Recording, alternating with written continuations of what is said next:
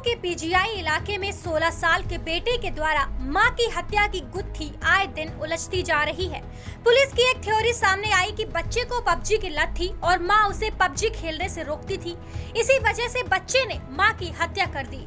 लेकिन नाम नहीं बताने की शर्त पर एक पुलिस वाले ने कहा कि हत्या किसी और के इशारे पर हुई है।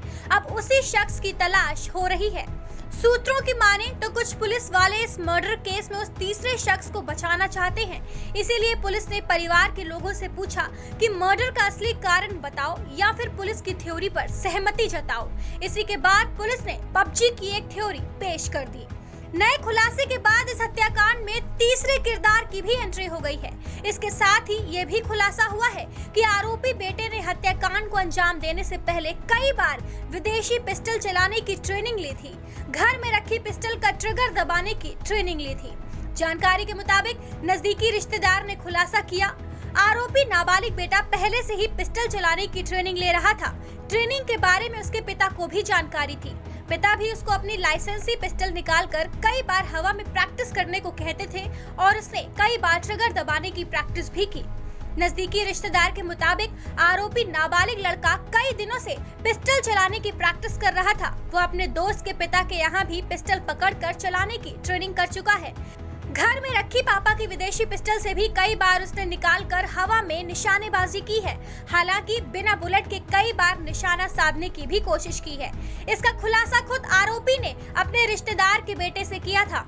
इस बात से साफ जाहिर होता है कि नाबालिग बेटे के मंसूबे पहले से ही साफ थे और उसको लगातार अपने पिता का सपोर्ट मिल रहा था। इसी बीच आरोपी की बहन ने खुलासा किया है कि भैया मां की हत्या करने के तुरंत बाद स्कूटी से किसी और से मिलने गया था।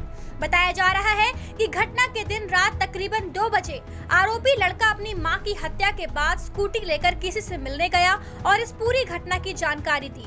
हत्या के वक्त घर में मौजूद नाबालिग लड़की ने बताया कि भैया रात में 2 बजे मुझे कमरे में बंद करके जल्दी से किसी से मिलने गए थे। हालांकि पुलिस ने इसका जिक्र कहीं नहीं किया है। अब तक हो रहे खुलासे से इस पूरे हत्याकांड की गुत्थी उलझती जा रही है।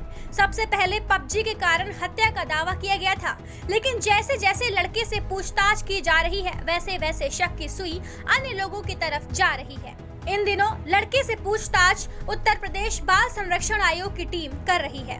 उत्तर प्रदेश बाल संरक्षण आयोग की टीम के मुताबिक लड़के से पूछे गए सवालों के जवाबों से संदेह हो रहा है कि बच्चा मां को मार सकता है। इसलिए अब बाल संरक्षण आयोग की रिसर्च विंग इस केस की जांच कर मुख्य आरोपी को तलाश करेगी।